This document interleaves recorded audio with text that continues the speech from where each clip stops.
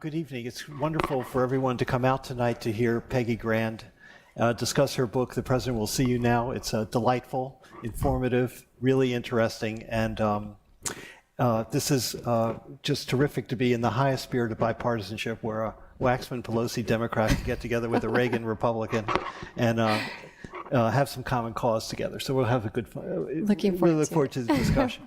But I want to start, as we always do here, with the acknowledgement of the traditional owners of the land. We want to pay our respects to the traditional owners, the Gadigal people of the Eora Nation, and it's on their ancestral lands that the university sits and operates. We share our own knowledge, teaching and learning and research positions with this university, with them, and we also pay respect to the knowledge embedded forever in the Aboriginal custodianship of country, and to the leaders past, present, and emerging, and we're honored to do so. I was really just so happy to be asked to host this conversation with Peggy, who's come from Los Angeles, and why don't you tell us a little bit about the book, why you want to write it, and what you wanted to achieve in doing that. I don't know that I set out to write a book. In fact, with proximity to a person like President Reagan comes a sense of stewardship and responsibility. And in fact, I was probably opposed to the idea of writing a book.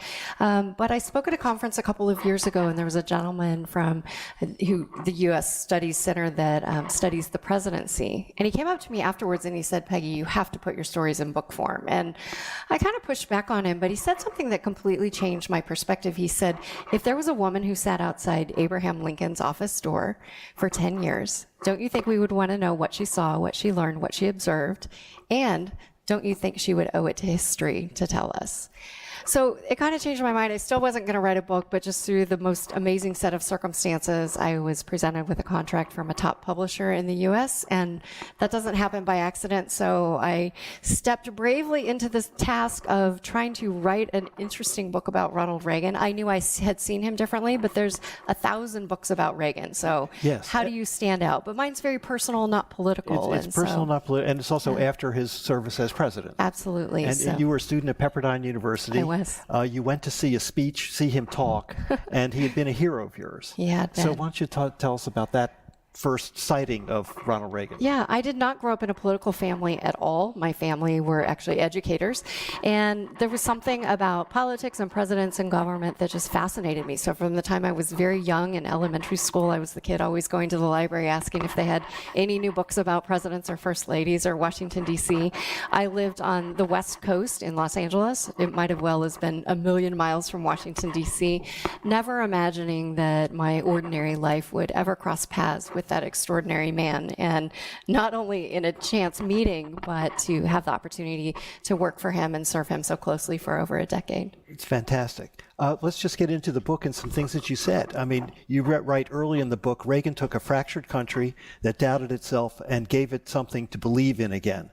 How did he do that? What were the qualities that you saw in him that enabled that to happen? Yeah, you know, we knew him as the great communicator, but I also think we knew him as the great optimist. And so we look at the 1970s, and if you know anything about the 70s in the United States, taxes were high, unemployment was high, inflation was high, and worst of all, American morale was very low.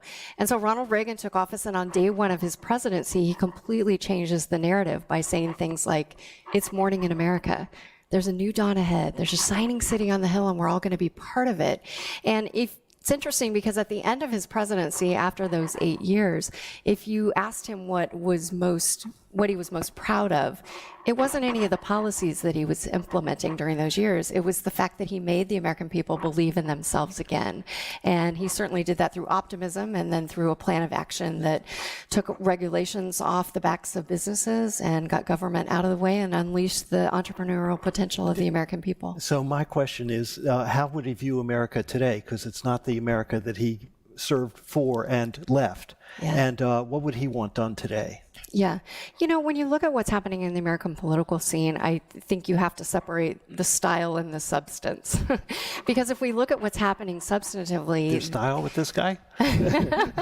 stylistic elements, you may not agree with them, but if we take away the style and we look at the substance of what's happening in the United States, we have historic low unemployment across all sectors. We've got rising wages. We're on a pathway to energy independence. And so we've got highest GDP growth that we've had in decades. And so substantively, economically, what we see happening in America is unprecedented, even compared to what Reagan did. We look at the style, what's happening, and I think that's what a lot of people get hung up on with this president in particular. Do you think Reagan would be concerned with the tearing of the fabric of the country under Trump? Well, Trump is actually listening to a very different group of people than have historically been listened to. And in a lot of ways, maybe it's a group of people that haven't been spoken to since Reagan. You know, Reagan was from the heartland of America. He was born in a small town to a family that was very poor. His father was an alcoholic. If you looked at the cards of life he had been dealt, you would have thought, this poor kid will never amount to anything. And yet he's the epitome of the American dream. And so those are the people that Reagan spoke to. And in a lot of ways, the irony is we've got this blue-collar billionaire, Donald Trump, who is speaking to those same people in the heartland of America. And so you get a very different answer when you ask people how they're feeling about things in America. That's true. We'll come back to some politics Okay. a little bit later, but you're from Orange County. I mean, that's where you grew up. That's your home. It was Republican when you grew up. It's Democratic now. Why was that? Yeah. How did that happen? The demographics definitely have changed, and also we see just the coastal areas in our big cities and some of our big states changing a lot. I think people would be surprised even in California. If you look at the electoral map in 2016, even of Donald Trump, if you break the state down by counties, Yes. the state is entirely red, which for us is the conservatives would have been in favor of Donald Trump. You've got this coastal blue area. And so there's this illusion that the entire state is very left leaning politically, and that's not an accurate reflection of what's happening. We also have some crazy, without getting into the details of it, we have some crazy things in California, like ballot harvesting, like a jungle primary where you can have two candidates from the same party, Yeah, that was thanks to Arnold Schwarzenegger. and no Republican candidates even on the ballot for Republicans to vote for. In California, when you have a primary, it's the top two candidates, regardless of party, who face off in the general election. Yeah. So you can have two Democrats run against each other, and two Republicans. So in 2016, for example, over 800,000 Californians, registered Republicans in California, only had one Republican on their entire ballot to vote for, and that was Donald Trump. Right. So I'm not sure that there's true democracy anymore in California. And Arnold Schwarzenegger did that reform. Yeah, interestingly enough. Let's talk about Reagan. Reagan and the camera. I mean, he loved it. It loved him. it did. Why was he so good in front of a camera?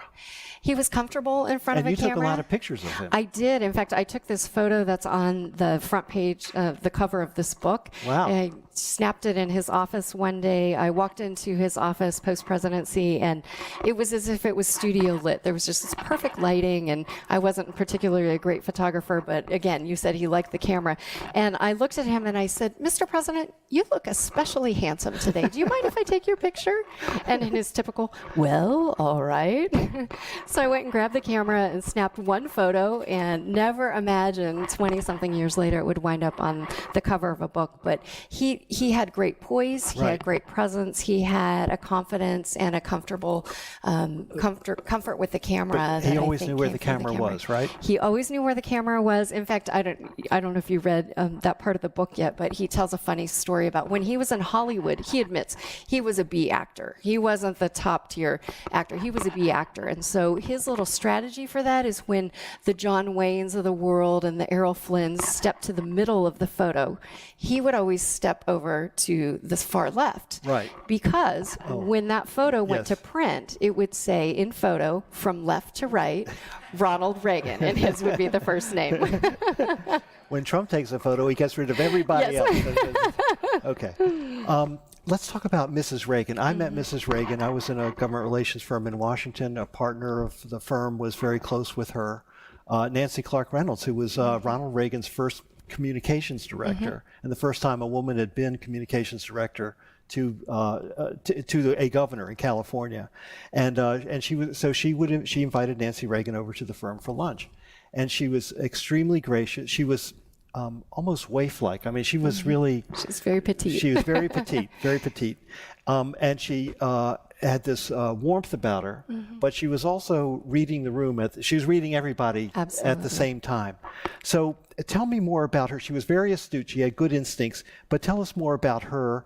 And she was seen as being very protective of Reagan. Tell us about that too. Yeah, all that is very accurate. She had incredible instincts. She always had the president's back.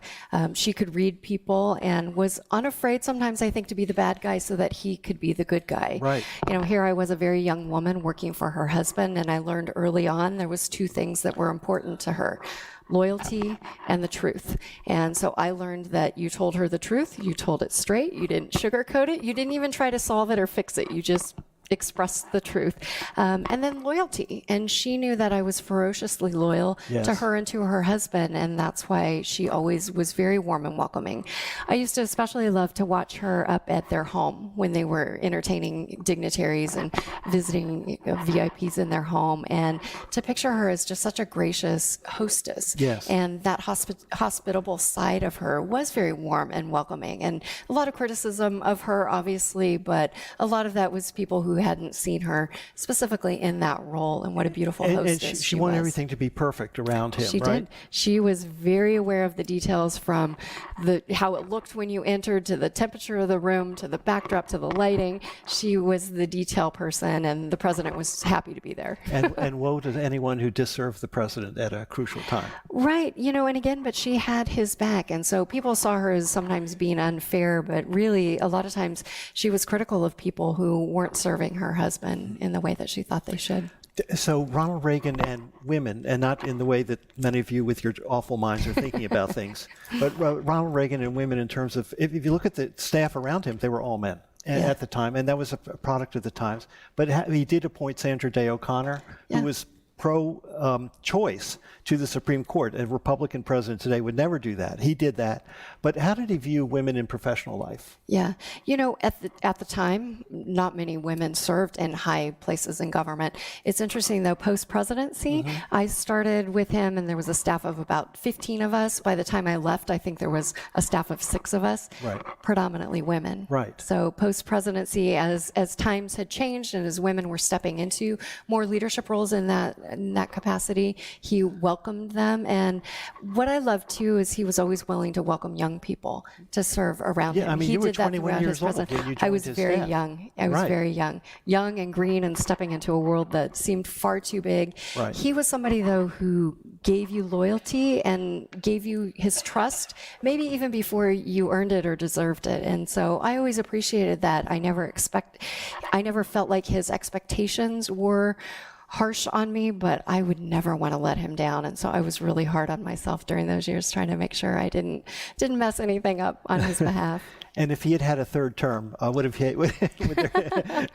he have hired, as time evolved, would he have evolved and hired more women in leading roles? Oh, absolutely. On his staff and in the cabinet. Absolutely. And so Yeah, because we saw, to your point, the historic appointment of the first woman on the Supreme Court. So that was something that he felt was very important to do. To do.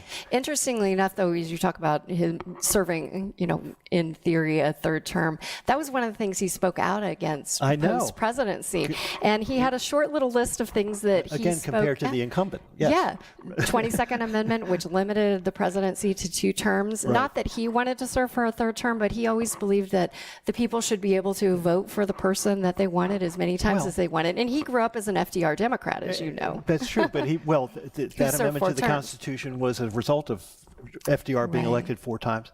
Right. And also he believed in limited government. And limited means limited power. He did. And so it's very interesting. Yeah. Let's talk about some political critics of his and how they characterized him. I just remember, I forget exactly who, but someone prominent called him an amiable dunce. Right.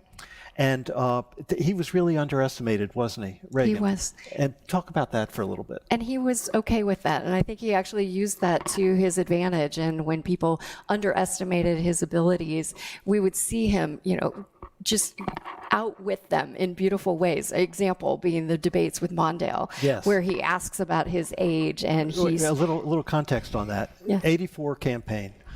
Reagan looked a little uncertain at some moments, like he stumbled over some words, and he was the oldest president to that time. Mm-hmm. And so people were wondering, second term coming up, what's it going to be like over 4 years?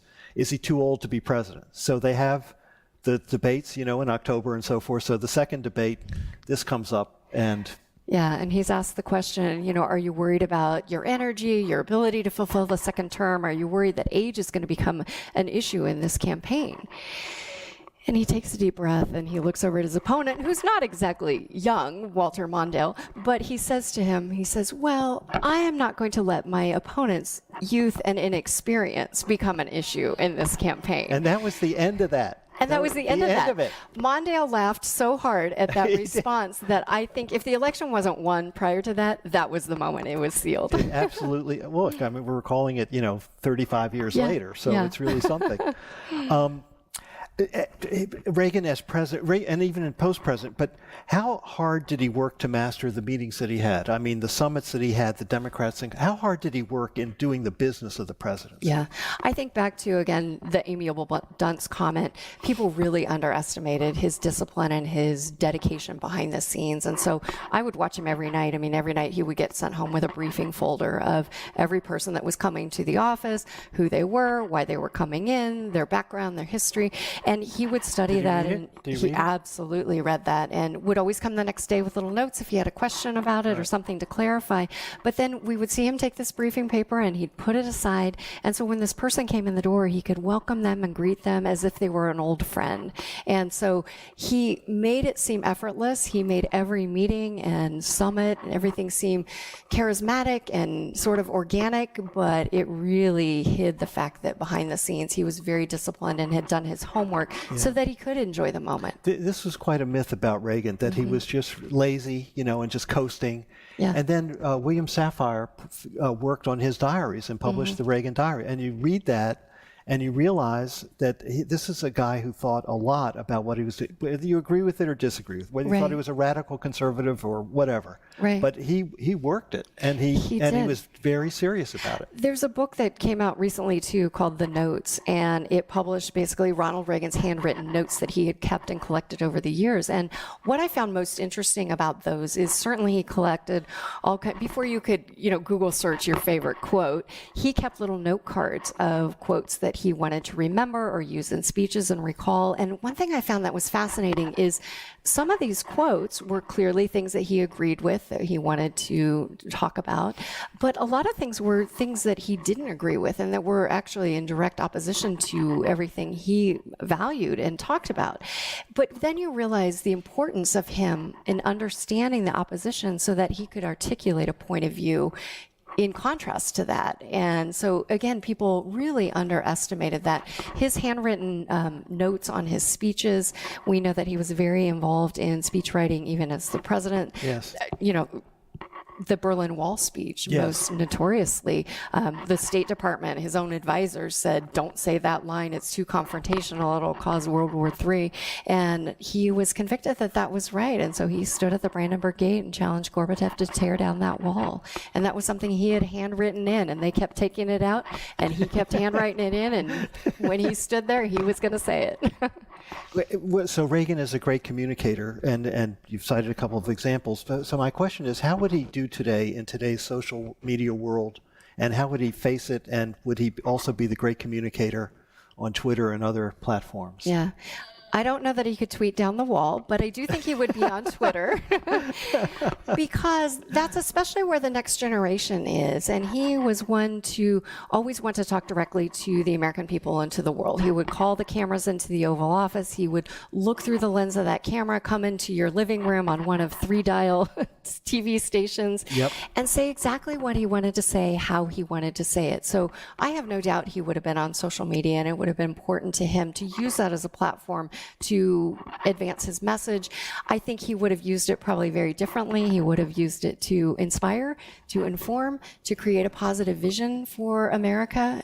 But I have no doubt he would have been on social media. That's really interesting. And wouldn't you have loved to follow his Twitter feed? He was the king of one-liners. More than the present guy, yeah. Absolutely. In fact, if he comes back from the hereafter, I'd really like to get some tweets. I think there's some fake Reagans on Twitter, but I don't follow them. Reagan in fashion. He was very fastidious. He was a very, well-dressed man. And you give Nordstrom. I hope Nordstrom is paying you for some of the plugs in the book. They really should. Nordstrom, if you can hear us, pay this woman to represent you. When you read the book, you'll understand it. But tell us about his sense of fashion, what he wanted to accomplish with fashion, and how he presented himself publicly. He was very much, before it was in vogue, I guess, the whole idea of branding. His alignment of his branding was always consistent. And so whether it was with the words he chose to use or the way he dressed, he knew that people had one moment, usually, to meet Ronald Reagan. And some, of course, got to spend more time with him. But those moments when somebody got to meet the President of the United States for the one and only meeting, he wanted it to be special. He came in a coat and tie every single day, even post-presidency, which was pretty remarkable. I actually tell a funny story about him coming into the office one day wearing something that I did not think passed muster.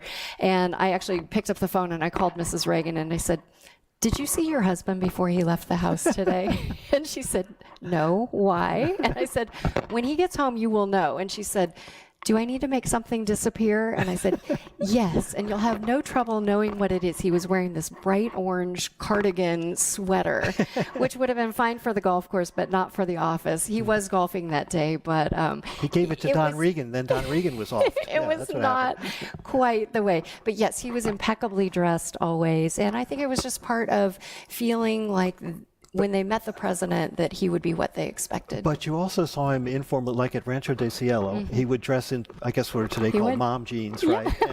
And a shirt and a belt buckle and a kerchief and everything. Yeah. But he felt that worked for him too, right? Absolutely. And we've seen those pictures of him chopping wood in just a white T-shirt. And so, but that was appropriate for the ranch. And really that was his private off-camera time. And even though he received visitors up there, even when he received visitors up there, I think I've got pictures in the book of Margaret Thatcher up there who is dressed in her matching suit up at the ranch, and President and Mrs. Reagan are in their jeans and sweaters and their bandanas around their neck. So that was definitely his appropriate ranch attire. Well, tell us about the ranch. I mean, you've been there, and it's above Santa Barbara. Yes. And just tell us about the place and the atmosphere and what they found there when they could get there. Yeah. You'd probably be very surprised to know that, his retreat was not something palatial or fancy. In fact, it was a little adobe home, less than 1,000 square feet. I don't know what that converts to, but very small. It's a cottage in Balmain. Very modest. No heat, no air conditioning. They had fans and a fireplace. Really? And a lot of it he had built himself. They enclosed a screen porch. It was very informal. It was very humble. In fact, President and Mrs. Reagan had some of the stuff in there. I don't know how Mrs. Reagan tolerated it, but it looked like it was maybe from a yard sale or something. It was not fancy, but he loved going up there. He loved bringing people up there, and that was where his heart was. And it's interesting because now it's owned by an organization called the Young Americas Foundation, and they bring student groups up there, and it's closed to anybody but people affiliated with that. But I pull up onto that hilltop and I feel him there still. He called it his open cathedral. It's 600 and something acres on this hilltop that overlooks the ocean, and it's beautiful, it's peaceful, and he used to love to go up there and ride horses and enjoy the great outdoors, and it's a very serene place, and it's a very special place. You feel like he just walked out the door and he's coming back in from a ride. I remember he signed 81. I was on the Hill. So that was his first legislative year, and Congress passed a big reconciliation bill. My wife Leslie worked on that too. And so we're Democrats, and what's in there is gargantuan cuts to social programs and everything like that. I'll tell another story about that. But Reagan, he signed that bill at the ranch. He did. And there was fog swirling all around and everything. His dog sitting behind him. The dog was sitting behind him. But what was really interesting about that was here was a president who had been elected in an overwhelming landslide. So he had a mandate to do what he wanted to do. And we Democrats were opposed on the Hill, but Leon Panetta also from California, was chairman of the Budget Committee. Leon became the head of the CIA. He was Secretary of Defense. He was Chief of Staff to Bill Clinton, and just an enormously accomplished man. And Leon was chairman of the Budget Committee. He said, we have new budget rules, and we got to make this process work. And so as much as we hated it, we had to figure out a way to implement the Reagan cuts and but still have it livable. And that was done. And I just say that because that was then. Now that doesn't happen. And we're at each other's throats all the time. And we it's used really to be able to uncomfortable. disagree politically without hating each other personally. And now it's really the politics of personal destruction, and much to our demise as a nation, because we see people not wanting to go into public service because they're afraid of those personal attacks, true or not. Right. It doesn't matter. They're out to destroy you personally and ruin your family. And Tip O'Neill was speaker, and Reagan famously, they would have drinks. Okay, they'd kill each other during the day. They would. And then they'd say, Tip, come on over to the Oval Office and let's just have a drink and just talk about stuff. And stuff, look, he didn't have a Republican Congress. He controlled the Senate in 1980 to 86. It then reverted Democratic. The House was always Democratic, but Reagan's legislative record was stronger than anyone. Well, Obama exceeded it, but that was under full Democratic control. So it was really a different time with different dynamics that had different results for the country, and I thought those times were better, actually. I'd like it reversed. Democratic president, you work with you get but some the things civility done. and the respect and the ability to work across political aisles and get things done. It's really something. Reagan and Gorbachev, he came out to see, you were there when he came to see Reagan? He did. And talk about the two of them together and how that was. Yeah. Well, it was interesting meeting Gorbachev for the first time because he comes walking toward you and he really does have a big purple birthmark on his head. And you think, wow, this really is Gorbachev.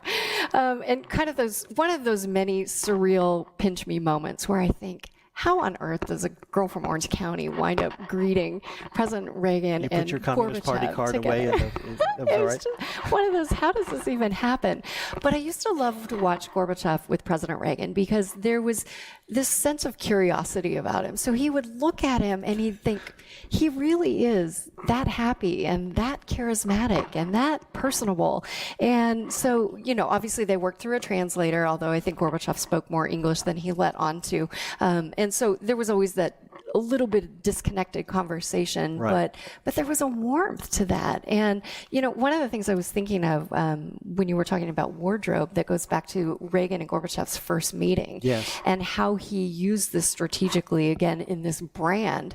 Their first meeting was in Geneva. And when you see Reagan walk out, here he is very much older, a couple decades older than Gorbachev. And he walks out, coat and tie, no big overcoat, no hat, no scarf. He's on the upper step.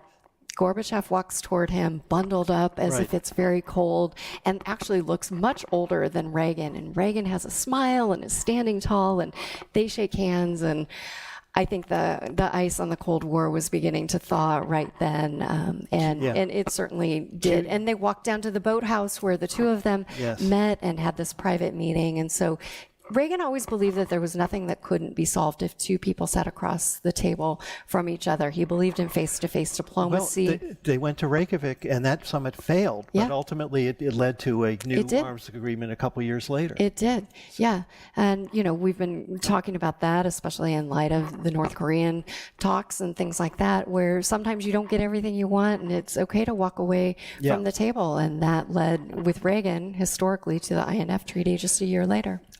Let's talk about the library that President Reagan was able to open, and he had every other living president with him that day. He did. What is it like when all the living presidents get together?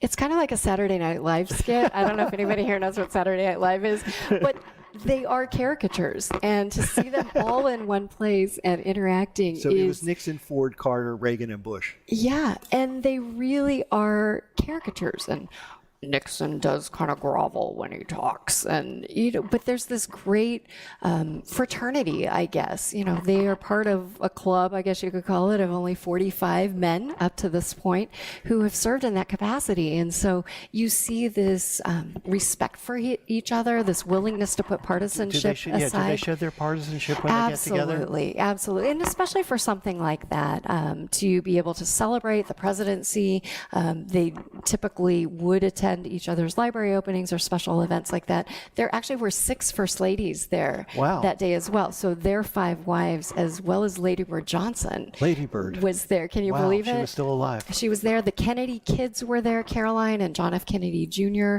And so it was a very special, historic day, and one of those that you think, for a kid who grew up just dreaming about politics, it was one of those surreal moments. But the library itself is beautiful, and I think they've done a great job to not just have it be a tribute to one man, but really it's the American experience during the 1980s, and it's a patriotic experience. You walk through, and again, he wanted people to feel like they were part of the accomplishments of the 80s, and so they've definitely captured it there in the library. I want to come back to that because I think there's been a lot of effort by a lot of people, particularly Jim Baker, to protect and enhance and deepen the Reagan legacy. There were a lot of people who worked on it.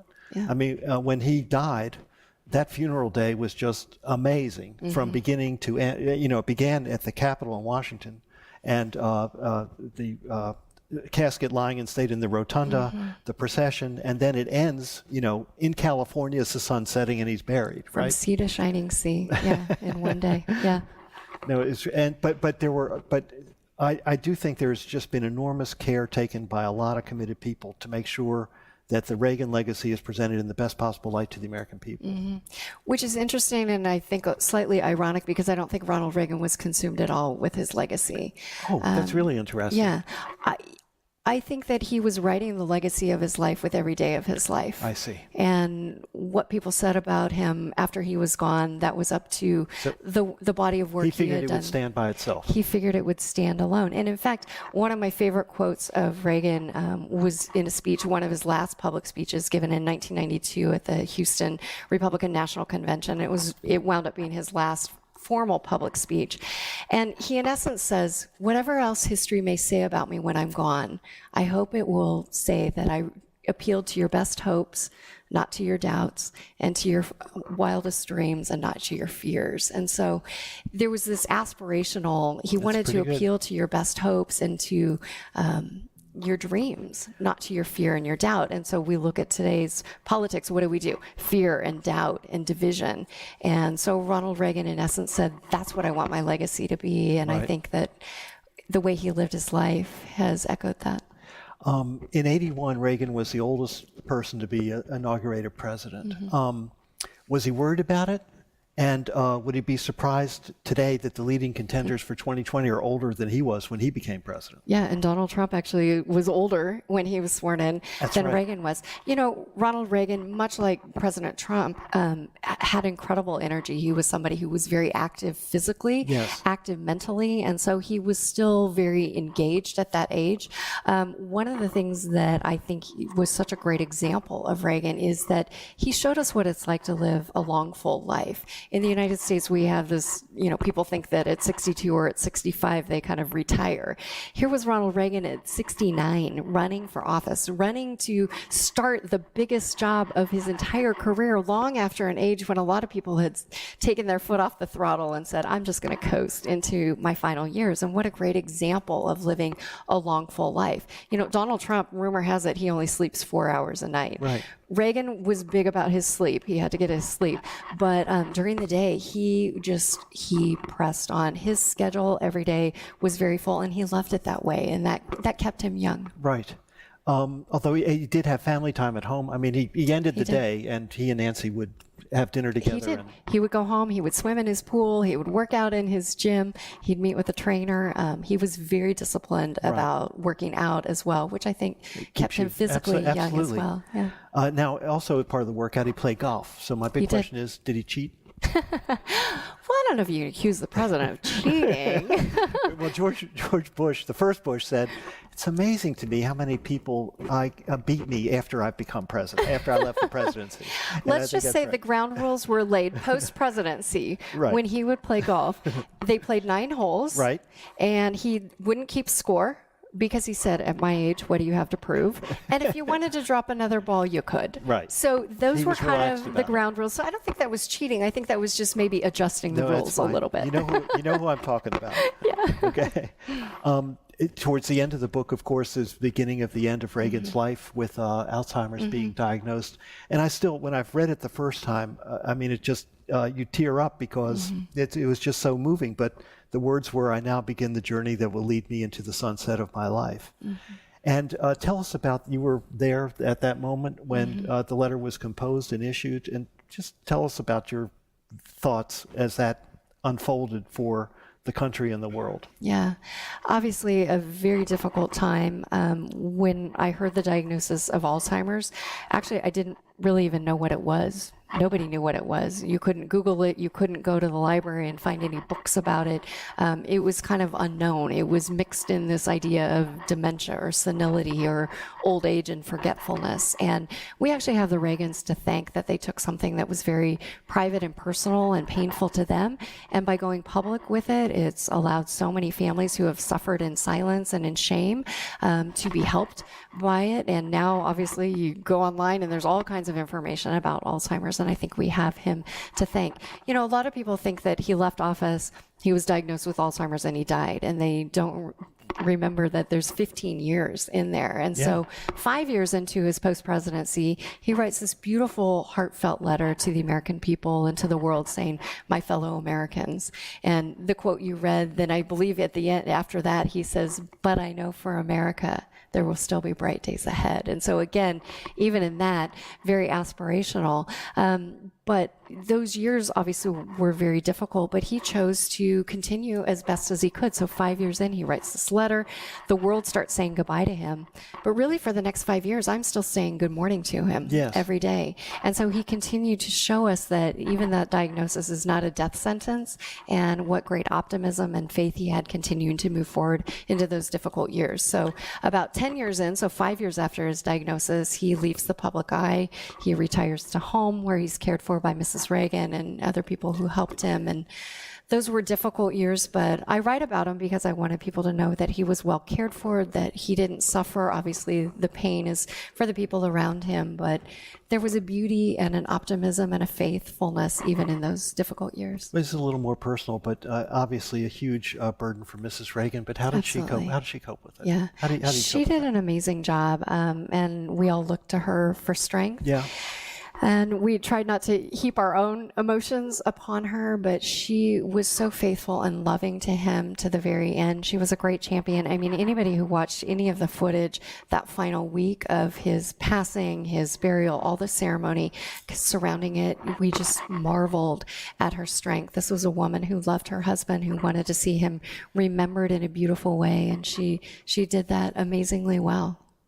Let's turn to the today and the future.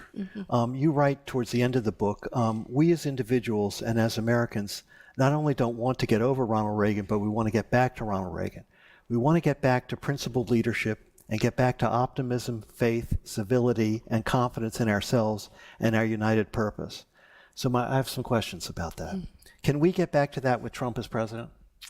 You know, I'm always an optimist, and I think the pendulum always swings. I actually think our president will be overwhelmingly reelected in 2020, and I think at that point, some of the resistors will just have to resign themselves to looking beyond Trump, and maybe that's a good thing. And so I think that some of the resistance we've seen already within his own party is quieting, because they're seeing the substance of what he's doing. You know, I think our leaders in a way reflect us. And so if we don't like our leaders, maybe we need to look to ourselves. And we as Americans, do we value substance over sensationalism? Do we value real things over reality TV? I mean, we had two candidates running for office who, by most accounts, both sides said, we don't necessarily like either one. So maybe we need to turn the mirror on ourselves as a people and say, what do we value? Do we value principles? Do we value civility? Do we value the things that make America proud of itself? And if not, maybe we need to, instead of imposing all those obligations on our leaders, look to ourselves. Can we be more civil in the way we treat our leaders? This is a slightly more pointed question, but what would Reagan really think of Trump? Because Trumpism is seen as the antipathy, the contradiction to Reaganism, and that a Republican presidential candidate would have ties to Russians on an American election. I think was unthinkable to them, to mainstream republicanism, and the institutions that were built after World War II and that endured in the Cold War, and global trade, free markets, open markets, immigration. Reagan signed immigration reform. So Trump represents the antithesis of all that. So what would Reagan honestly think, in your opinion? And we'll never get a definitive answer because he's... And I don't ever claim to speak for him. But what do you think he would think about Trump? Yeah. Well, we get one side of the story about Trump. And, you know, one of the reasons that people loved Ronald Reagan is because they loved themselves and they loved America and who we were on the world stage when he was president. Yes. There's a large number of people in America who are proud of who we are and proud of our president and proud of what we're standing for. And so it all depends on who you're listening to. And we know the ones with the loudest megaphone. And so we're only getting one side of the story. If you've ever seen a Trump rally, if you've ever been to any place that the president speaks and you see tens of thousands of people coming out and celebrating him as our president, I know the world doesn't see that. Most of America doesn't see that. But there are a lot of people who are very proud of our president and what he's doing and what he's doing for America. You know, he's making some difficult decisions. The instance right now, especially what we're facing with China, but a lot of people think that trade needed to be reset. And so as difficult as it is, and as some of the backlash that we may face temporarily, that relationship really needed to be reset. And so, I don't think that there is as widespread negativity as we see on the global stage as there is from people all across the heartland of America who are very proud of our president and supporting him. Okay, I really wanted everyone to hear, you know, how you see it, and it's very, very important. To close, there's something you'd like to read from the book. Sure, and you mentioned... and we're going to do questions and everything. It's going to go on for a while. That's good. We can do questions. I can end with this later if you want. Okay. No, now it's good. Well, he mentioned the Reagan Library, and I wanted to read a passage from the book. And again, the book is not political. It's very personal. It's a character sketch. And I think this passage in a lot of ways kind of sums up what it was like to be in the presence of a man like this. So going up to the Reagan Library was always an experience with him. So one particular visitor who loved going up to the library time and time again was President Reagan himself. Whether it was to showcase this beautiful historic facility to a friend or a head of state or to open a new exhibit, there was nothing like walking through the museum with the president and seeing how people would respond to seeing him there. They had come to learn about him, never imagining they would ever meet him. It was a little like that movie Night at the Museum for some guests there, where history literally came to life. People responded in two distinct ways when they saw him. The first group, as I had done when I first met him, took a step back, as if observing him from a distance was enough, or perhaps too much. The second group made a beeline for him, sticking out their hand to meet him, which drew a quick response from the Secret Service. It was as if they had rehearsed this moment 1,000 times and were fully prepared when their chance meeting occurred. There wasn't much in between, an interesting, though unscientific observation of mine. Kids, I noticed, usually fell into the second category, bold and unafraid to approach him. They loved him, and he loved nothing more than being surrounded by a group of giggling school kids at his library. I usually had to pull him along to keep him on schedule. The kids would all boo me, and the president would just laugh, pointing to me, saying, "She's telling me I need to go now. I better do what she says." One time we were getting ready to leave the library, and the sky was especially clear, and the sun was beginning to set. We saw a distant glimmer of the ocean in the distance. It felt as if we were on top of the world and could see forever, atop a steep slope down to distant houses and fields. The president paused for a moment. As we stood silently side by side, he looked over his left shoulder at his future memorial site, which was poorly disguised behind a few low hedges, the place where he and Mrs. Reagan would eventually be buried. He squared his body so that it perfectly matched the angle of the burial site, and he turned to me and he said, "I think I'll enjoy this view." He laughed to diffuse an otherwise awkward moment, and in spite of making me smile on the outside, just the thought of the day when we would lay him to rest there pained me deeply. He, however, seemed unaffected by the joke, comfortable to the core in who he was and in the remarkable life he had been given. I savored this quiet, peaceful moment and lingered extra long that day to enjoy the incredible view, both the beautiful landscape in front of me and the iconic profile to my left, lit beautifully with the warm glow of the setting California sun. Very nice. Very nice. The floor, yes. Thank you. Thank you, Peggy. The floor is open for questions. Please, don't be shy. Please, yes, sir. Hi, Peggy. What is it about Reagan and hiring people called Peggy? My question is about, I guess, some of the key decision points that he faced in his presidency. You mentioned one about tear down this wall back in the speech against all the advice from the State Department. Bruce mentioned the Reykjavik summit, where basically the State Department again said, take the deal. You know, they're offering you everything. All you have to do is give up Star Wars.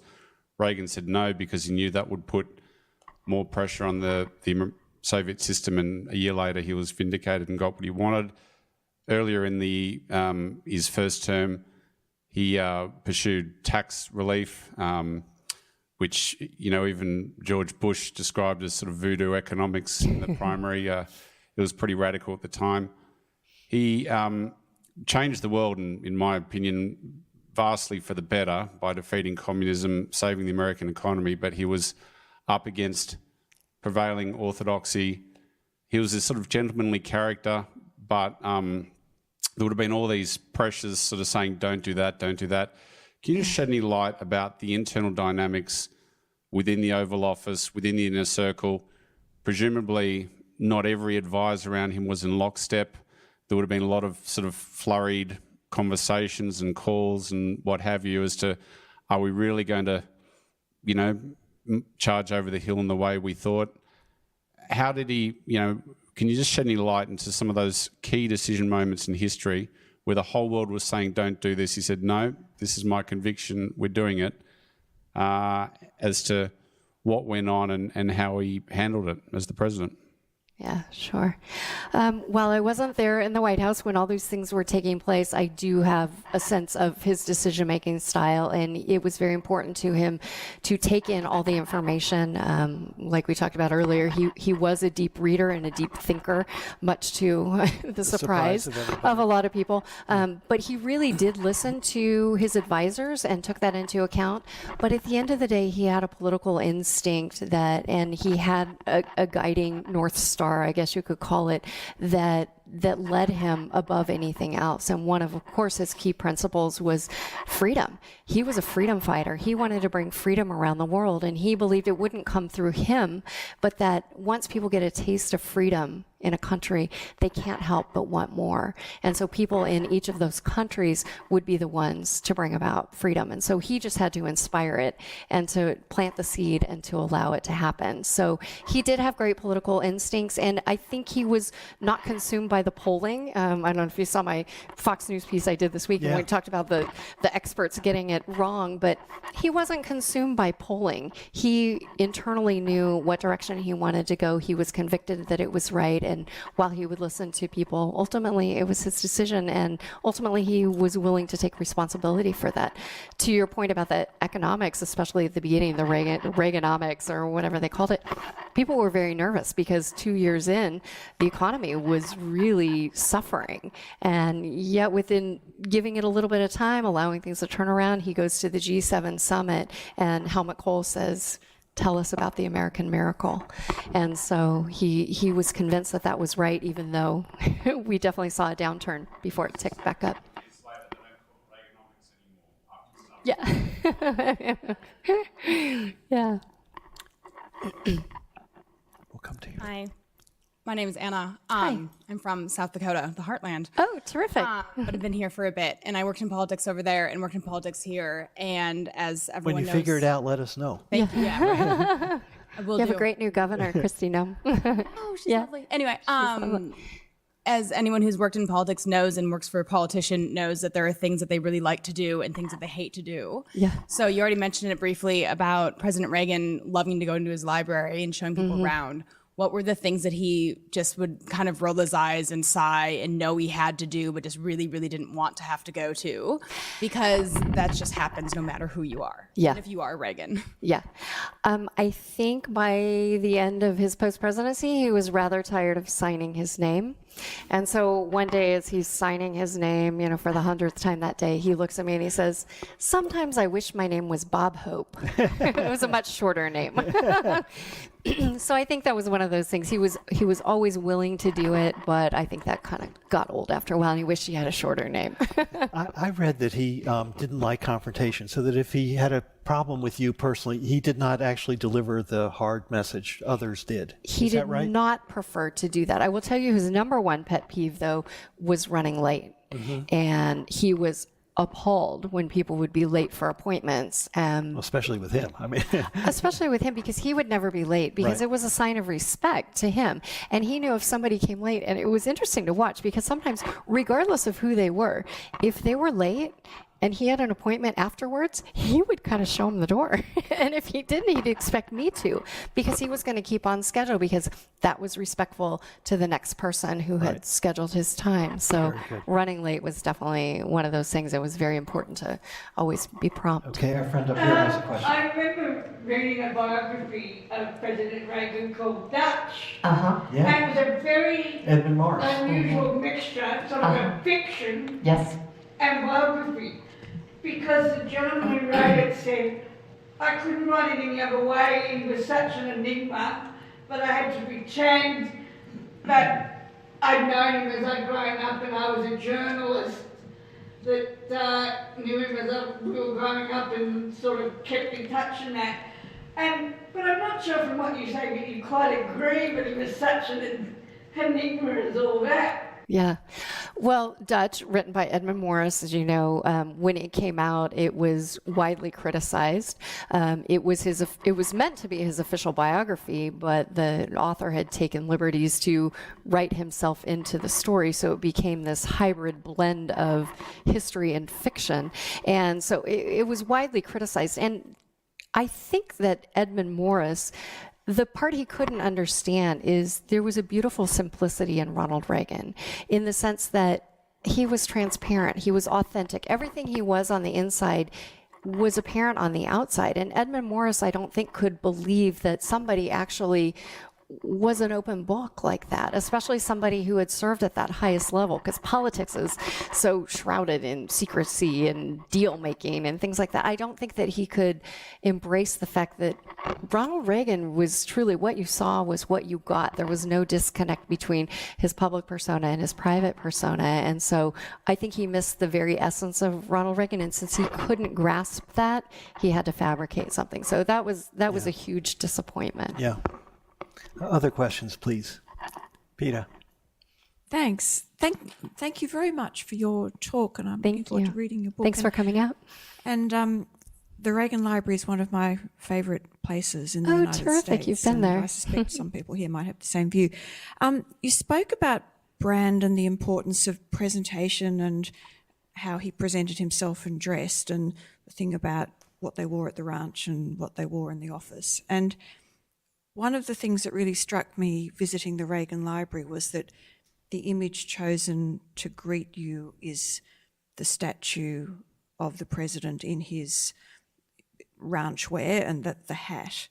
And I wonder if, because you would have been there while the imagery of the museum was being developed and debated, so I'm wondering whether or not there was any sort of contest about what would that image be? Would the statue be the suit, or would the statue be the ranch? Or was he very clear from the beginning about that, or were there people going on, no, it should be the suit, or how was a decision like that made? Because I think it was genius that you arrived there to expect to see this, the guy in the suit, but in fact it's not. Yeah. And then you see the suit inside. But can you tell us anything about how that decision was made, or was it an easy one? Yeah.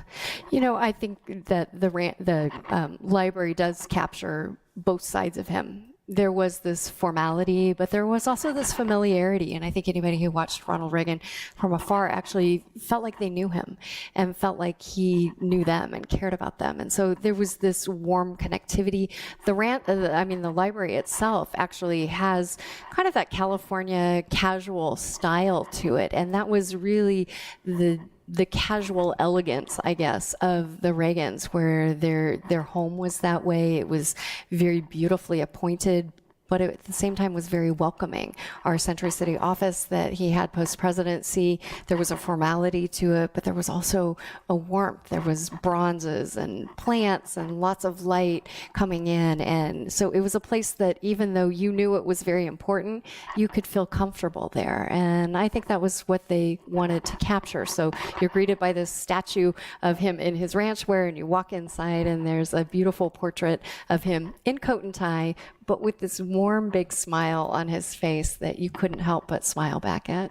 So, Trent, Peggy, you alluded to, or not alluded to, touched on the relationship between Bush 41 and VP to Ronald Reagan, and I just thought you might want to elaborate more on that, especially in the after years when he became the president. yeah. You know, Bush 41, who was his vice president, they had a wonderful, warm relationship. They obviously spent a lot of time together in the White House, but even post-presidency, I used to love to see when President Bush, the sitting president, would come to visit President Reagan in LA. You know, it would have been easy to say, hey, I'm going to be in town, come on over to the hotel, because as you know, moving a sitting president is not easy. big It's deal. this motorcade. And one of my favorite stories about President Bush that I wrote about after he passed away was President Bush is coming up to President Reagan's Century City office, and Ronald Reagan and I are in his office, and we're looking out the window, and you can see this motorcade winding through the streets coming. And soon as we see it pull up to the building, the president gets ready to greet him. President Bush comes barging through the office doors, all the Secret Service, all the staff, and he yells out, he says, "Now where's my president?" Well, this was the sitting president of the United States, so there was always this sense of mentorship, of deference, of respect, and watching the two of them together was just warm and wonderful. You knew that they really enjoyed each other's company and had great respect for each other. And one of the most moving tributes, I think, at Reagan's funeral was President Bush, who talks about the dignity and the respect that he learned from watching President And Reagan. when President Bush passed away, a lot of people lament that those times are gone. Again, no matter where you stand on the spectrum, you just want for something better in our political discourse. And I would we are. say that there are a lot of good things happening, and maybe they're not at the national level, but if we look at the state level, you know, Kristi Noem, who's the newly elected governor of South Dakota, we look at somebody like Scott Walker. You may disagree with his policies, but such a great person and a nice man and civil and respectful. And so we see at the state level, there are a lot of people involved in the political scene who still mirror that which we want. And so maybe we just need to continue to elevate some of these people. I'm always for more. Yeah. Yes. You mentioned to me earlier that you're still working in the political sphere. You've spoken so eloquently and with such love for Ronald Reagan.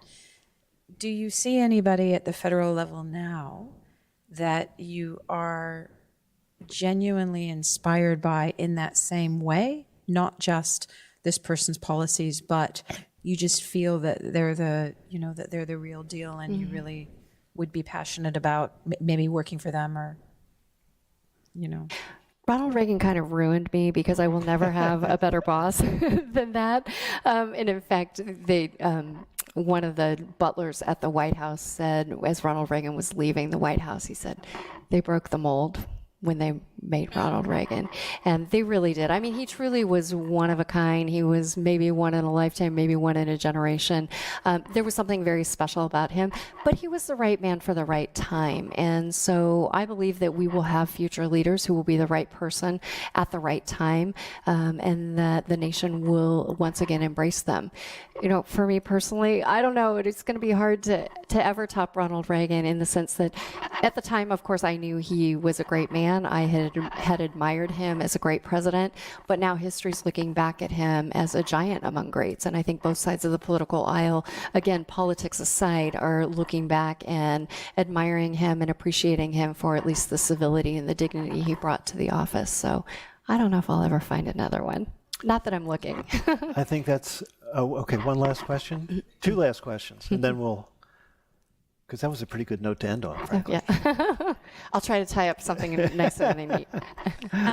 Peggy, thank you so much, not only for being here tonight, but also sharing your insights in your writing.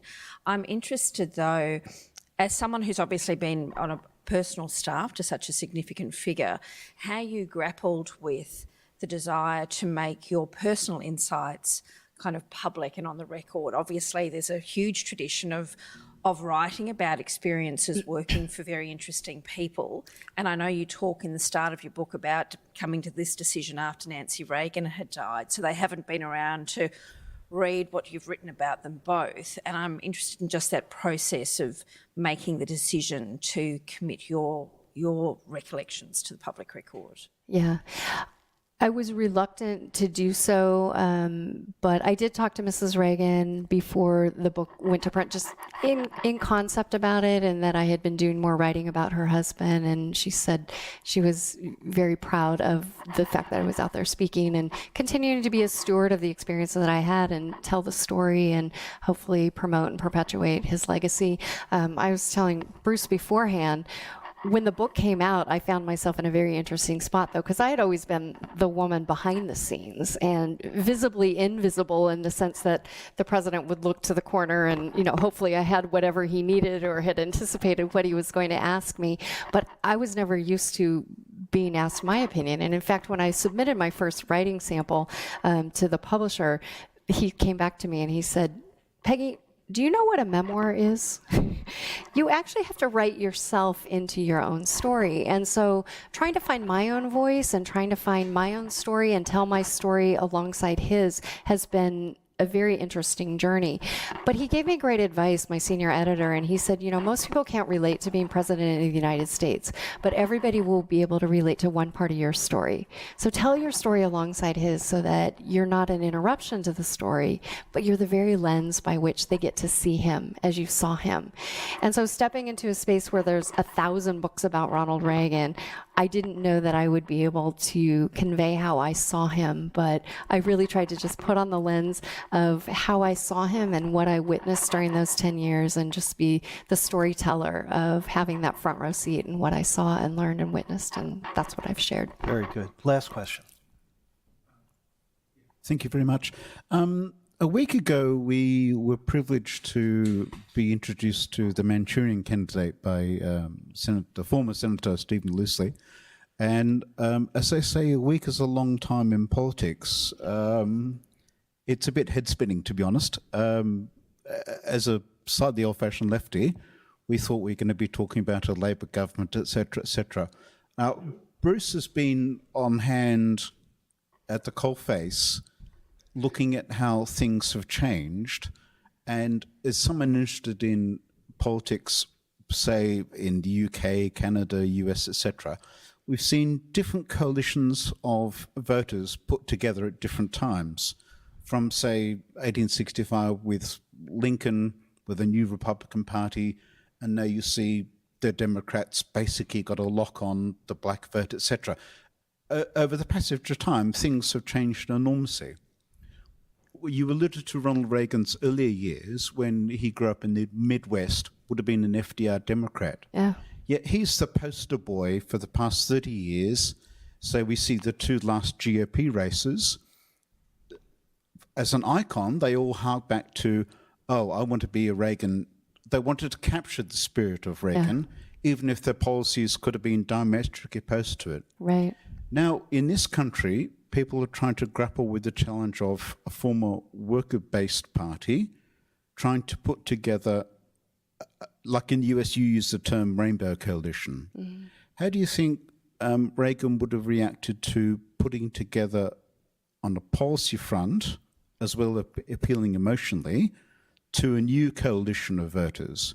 We've had people talk about Trump getting votes in, say, for example, the old Rust Belt parts of the region. Yeah. And now that dynamic changed. Right. But he cobbled together an electoral college vote with a deficit of something like 2 or 3 million votes. Mm-hmm. How do you have any thoughts about how people want to cobble together new coalitions, or is it always shifting sands? Yeah. I think how things are always changing. You know, you look at Ronald Reagan and people asked, you know, why did you leave the the Democratic Party to become a Republican? And he always said, I didn't leave the Democratic Party. The Democratic Party left me. And I think that there's a lot of people in the US who are looking to the 2020 election and realizing that I'm not sure that they're in lockstep still with the Democratic Party, and a lot of people feel like the Democratic Party is leaving them. And so things change, times change. It will be interesting to see in the U.S. if the two-party system survives. If it survives in this current form, what we coalesce around the Republican Party isn't necessarily coalesced around Donald Trump, and yet we have seen him bring in voters into the fold who haven't voted in a very long time, if ever. And so there, I think, are new coalitions being built all the time, and the parties do change, and they find their new consensus of voters that they can find. And it'll be interesting to see in 2020, because I don't know that a lot of the candidates currently are representing mainstream Democratic thought, and will they come around toward that, or will they continue to veer left, and regardless of who follows? When the nomination fight for Trump was going on, I really thought that the mainstream Republican Party would rise up against Trump, coalesce, and defeat him. That didn't happen. So I think the Republican Party can only be reformed if it loses in 2020 and loses badly, and then they have to rethink where they're going. And then Democrats at the same time have to look at, well, where are we going and can we get the middle? And so if the danger for them, if they nominate someone too far to the left, they will lose. And that will leave them and the country in a terrible shape. Yeah. So those, I think, are the dynamics that are unfolding. We're going to see what happens. The Democratic field I kind of like. I mean, it's big. I mean, it's really big. But it's a quality field, and I hope it bubbles up instead of descends down into the pit, and you're left with the worst common denominator. Yeah. So those are the contours of it. A lot of people may not realize, obviously, because you haven't followed American politics for decades, but we look back on Reagan with such fondness, and yet you may not know that in 1976, he was not the party's choice. And in 1980, actually, when he won in a very strong election, the party wanted George Bush.